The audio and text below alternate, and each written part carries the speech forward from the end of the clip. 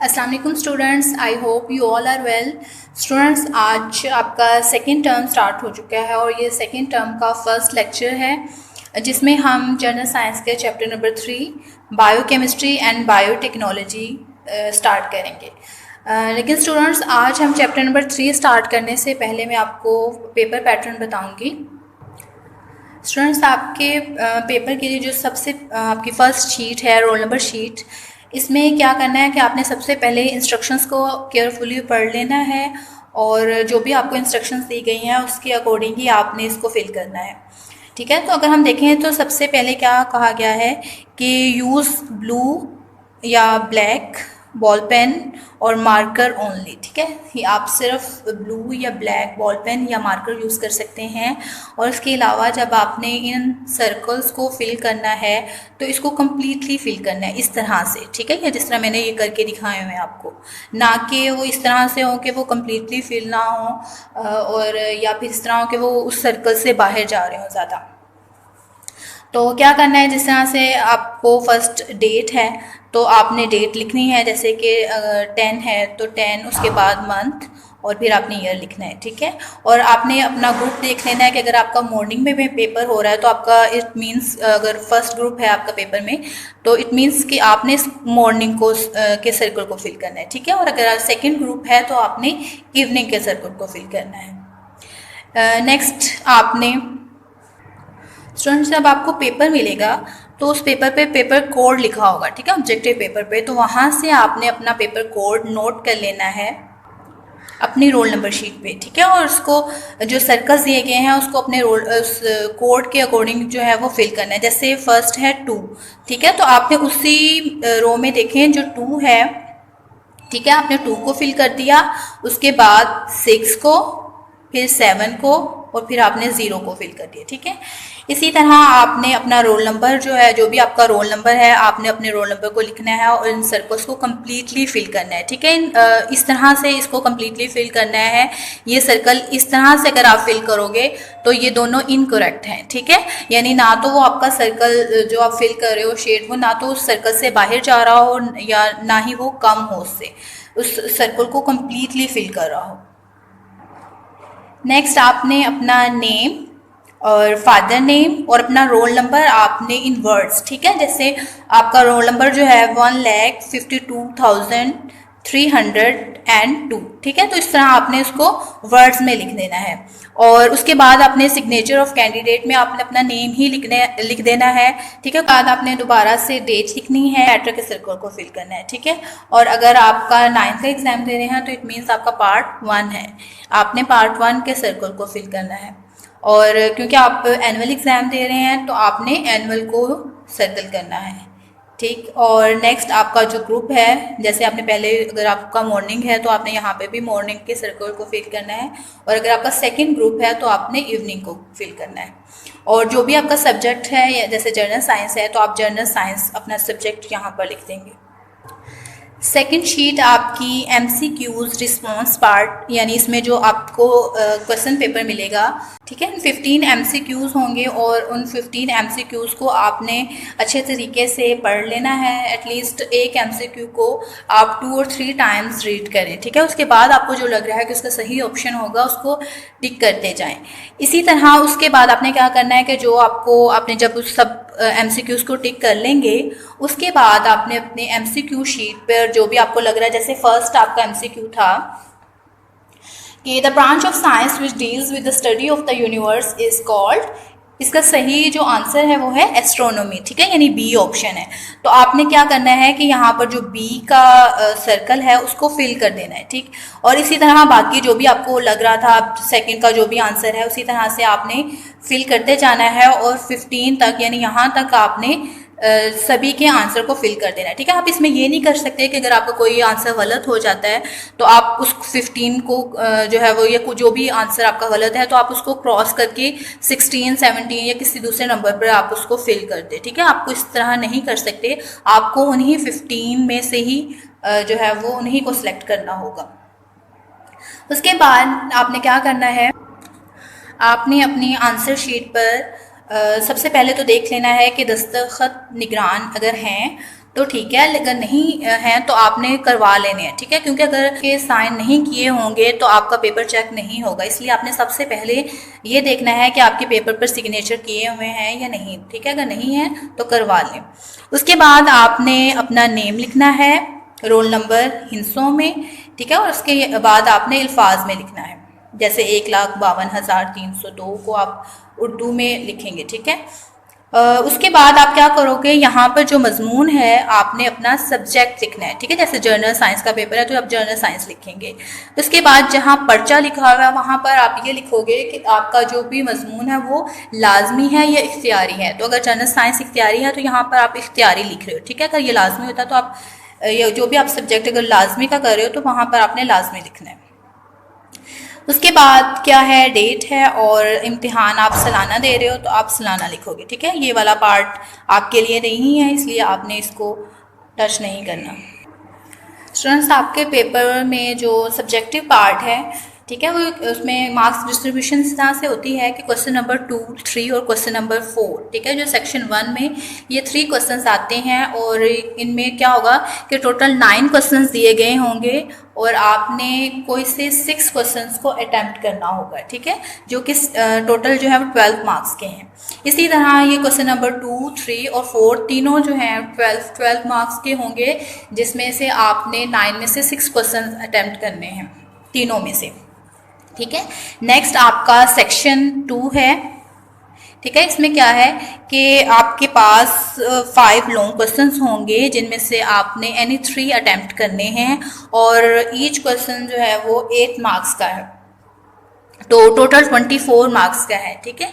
अब आपने पेपर में किस तरह से इनको अटैम्प्ट करना है कि जैसे आप क्वेश्चन नंबर 2 फर्स्ट जो है वो करोगे, तो इसमें आपने सबसे पहले ये देखना है कि आपको कौन सा पार्ट अच्छे तरीके से आता है, ठीक है, कौन से 6 क्वेश्चंस आपको बहुत अच्छे तरीके से आते हैं, यानी उसकी डेफिनेशन अगर पूछी गई है तो डेफिनेशन भी आती है आपको, एग्जांपल्स भी आती हैं, या अगर उसको साथ डायग्राम वगैरह है तो वो आपको अच्छे तरीके से आती है, तो आप उस क्वेश्चन को अटैम्प्ट करें, ठीक है, क्योंकि आपके पास चॉइस है।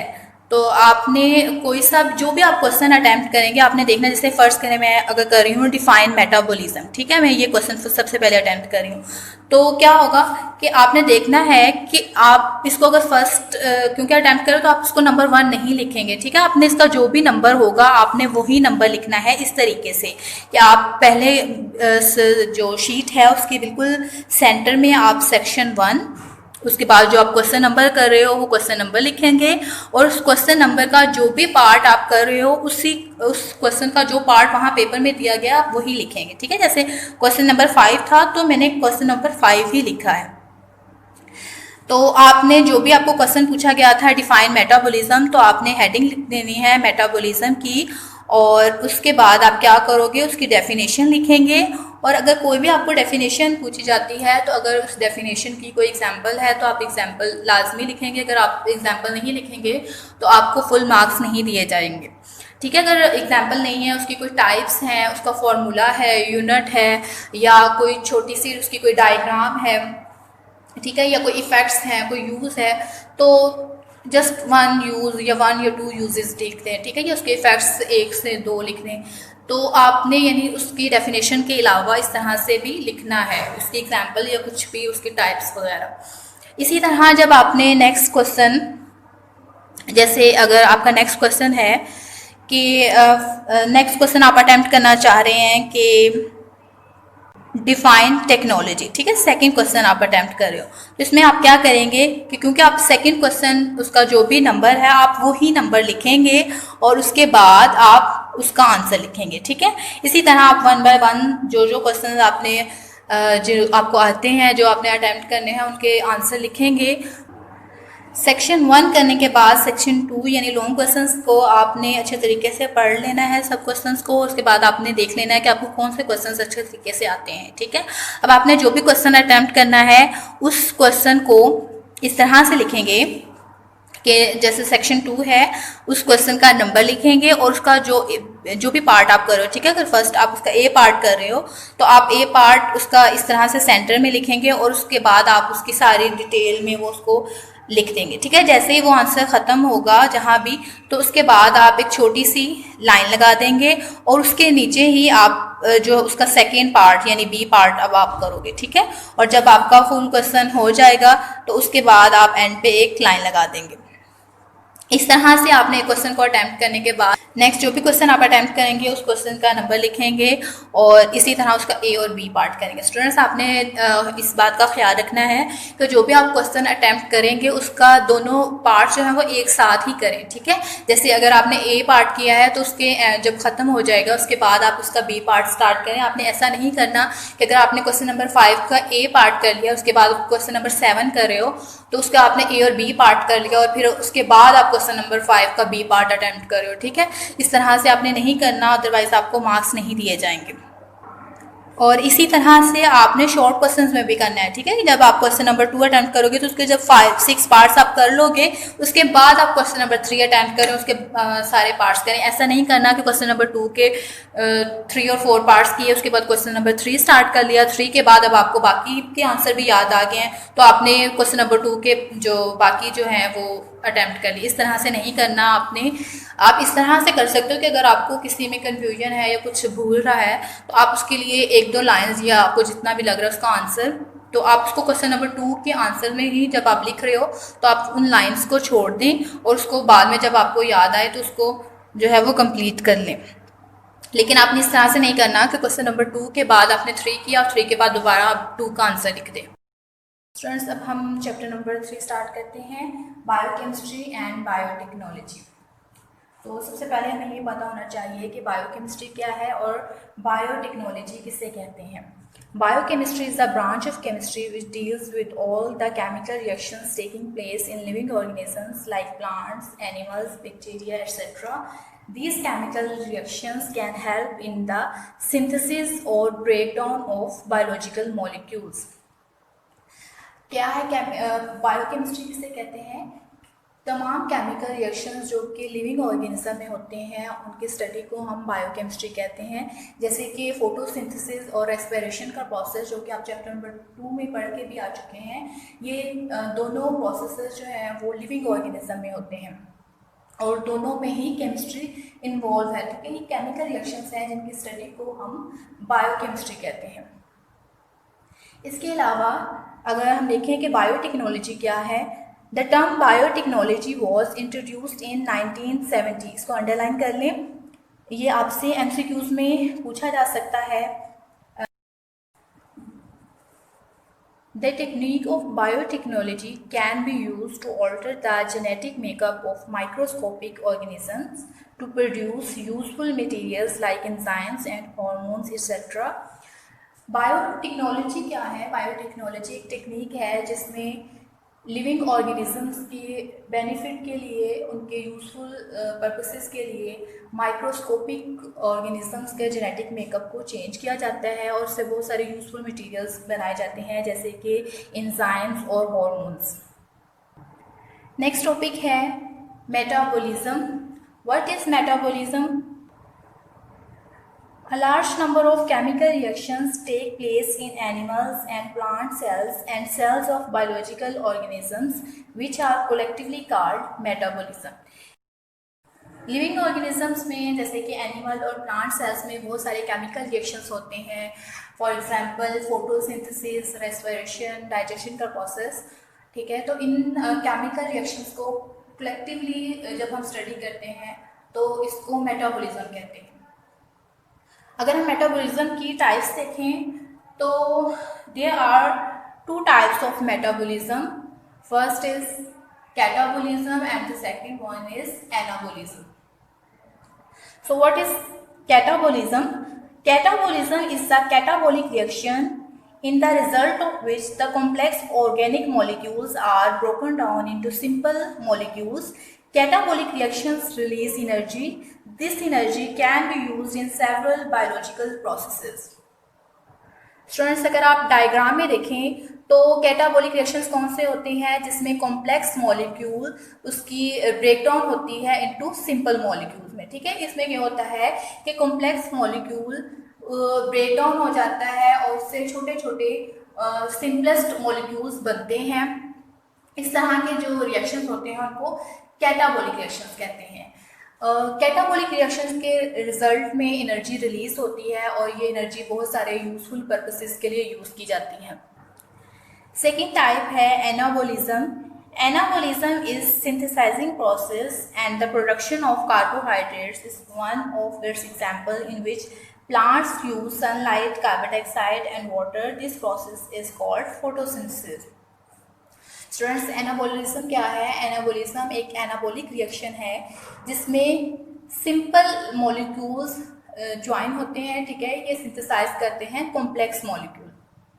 फॉर एग्जाम्पल फोटोसिंथेसिस का प्रोसेस अगर हम देखें तो फोटोसिंथेसिस के प्रोसेस में क्या होता है, अगर आप देखें चैप्टर नंबर 2 पेज नंबर 15, यहाँ पर आपको रेस्पिरेशन और फोटोसिंथेसिस दोनों के केमिकल रिएक्शंस दिए गए हैं। अगर हम क्योंकि हम फोटोसिंथेसिस की बात कर रहे थे तो अगर आप इसका रिएक्शन देखें, इसमें क्या होता है, वाटर और कार्बन डाइऑक्साइड, ठीक है, ये दोनों आपस में मिलकर क्या बनाते हैं, in the presence of sunlight and in chlorophyll they form glucose plus oxygen। Glucose क्या है, कार्बोहाइड्रेट्स है, ये प्लांट्स की फूड है जिसको उन्होंने सिंथेसाइज करना होता है, ठीक है, क्योंकि इस रिएक्शन में अगर देखें तो सिंपलेस्ट मॉलिक्यूल जो हैं वो उनके मिलने से कॉम्प्लेक्स मॉलिक्यूल बना है, इस वजह से ये एक एनाबोलिक रिएक्शन है। अगर हम रेस्पिरेशन की बात करें तो रेस्पिरेशन में क्या होता है, ग्लूकोज जो कि एक कॉम्प्लेक्स मॉलिक्यूल है वो ऑक्सीजन के साथ रिएक्ट करके, ठीक है, इसमें क्या होता है कि ऑक्सीजन के साथ जब रिएक्ट करता है तो इससे जो कॉम्प्लेक्स फूड सब्सटेंसेस होते हैं उसकी ब्रेकडाउन हो जाती है इनटू कार्बन डाइऑक्साइड, वाटर और एनर्जी रिलीज होती है, ठीक है। मेटाबॉलिज्म को हम इस तरह से भी डिफाइन कर सकते हैं, the sum of all energy using and energy releasing reactions is called metabolism. Energy using reactions कौन से हैं, एनाबॉलिक रिएक्शंस, ठीक है, उनमें एनाबॉलिक रिएक्शन में जब हमने कोई कॉम्प्लेक्स मॉलिक्यूल सिंथेसाइज करना होता है तो उसके लिए हमें एनर्जी प्रोवाइड करनी पड़ती है। और एनर्जी रिलीजिंग रिएक्शंस जैसे कि कैटाबॉलिक रिएक्शन, यानी जैसे आपने देखा कि रेस्पिरेशन के दौरान जब ग्लूकोज की ब्रेकडाउन होती है तो उसमें क्या होता है, एनर्जी भी रिलीज होती है। तो इस तरह के जो रिएक्शंस होते हैं उनको कैटाबॉलिक रिएक्शन कहते हैं। तो एनाबोलिज्म और कैटाबॉलिज्म के सम को मेटाबॉलिज्म कहते हैं। नेक्स्ट है digestion and assimilation. What is digestion? Digestion is a process which breaks down large food particles into smaller molecule, ठीक है। डाइजेशन क्या है कि डाइजेशन का प्रोसेस कहते हैं जिसमें जो कॉम्प्लेक्स फूड पार्टिकल्स होते हैं उनकी ब्रेकडाउन हो जाती है इनटू स्मॉलर मॉलिक्यूल्स में, और ये प्रोसेस डाइजेशन कहलाता है। अगर हम एसिमिलेशन की डेफिनेशन देखें, these smaller molecules can then be absorbed by cells for synthetic purposes which is called assimilation, ठीक है। ये स्मॉलर मॉलिक्यूल जो कि डाइजेशन के रिजल्ट में हमारे पास आए थे, उन स्मॉलर मॉलिक्यूल्स को सेल एब्जॉर्ब कर लेता है और बहुत सारे सिंथेटिक पर्पसेस के लिए यूज़ करता है। इस प्रोसेस को एसिमिलेशन कहते हैं। Digestion of food is necessary to split the macromolecules like carbohydrates, proteins, and fats into simple molecules. These are necessary to be used by organisms to build new compounds. After this, the products of digested material is absorbed by the cell of animals and are used either to produce a new protoplasm or to provide energy.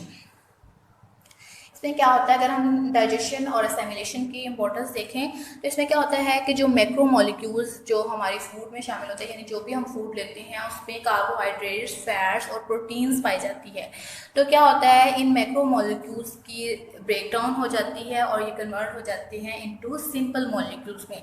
यही simple molecules जो हैं वो cell इनको absorb कर लेता है और इससे बहुत सारे फंक्शन जो है वो परफॉर्म करता है, जिस तरह से या तो ये एनर्जी प्रोवाइड करता है या फिर ये न्यू प्रोटोप्लाज्म बनाने में हेल्प आउट करता है।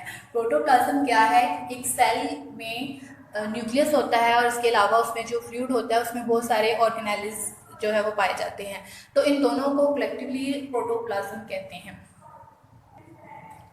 नेक्स्ट है कार्बोहाइड्रेट मेटाबॉलिज्म।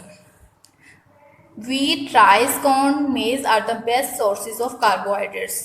अगर हम देखें तो कार्बोहाइड्रेट्स किन किन में पाए जाते हैं, क्या सोर्सेज इसके, वीट, राइस, कॉर्न और मेज जो हैं इसके सोर्सेज हैं। The end products of carbohydrates are simple sugars like glucose, fructose and galactose। अगर हम देखें क्योंकि कार्बोहाइड्रेट्स जो हैं अगर हम उनकी ब्रेक डाउन करें तो उससे क्या बनते हैं, सिंपलेस्ट मॉलिक्यूल ग्लूकोज, फ्रुक्टोज और ग्लैक्टोज जो है वो हमें मिलते हैं। और क्योंकि ये एक कैटाबोलिक रिएक्शन है, क्योंकि डाइजेशन का प्रोसेस जो है वो एक कैटाबोलिक रिएक्शन है, तो इसमें क्या होगा कि एनर्जी रिलीज होगी। तो कितनी एनर्जी कार्बोहाइड्रेट्स रिलीज करते हैं इसको अंडरलाइन कर लें। 1 gram of carbohydrates can supply 3.8 kilo calories of energy. ये आपसे एमसीक्यूज में पूछा जा सकता है, तो आपने इसको याद रखना है। The carbohydrates are the cheapest source of diet which provide us the required energy. Excess carbohydrates are converted to glycogen and are stored in the muscles and liver।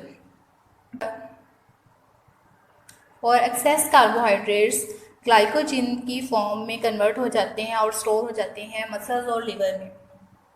Next है फैट मेटाबॉलिज्म।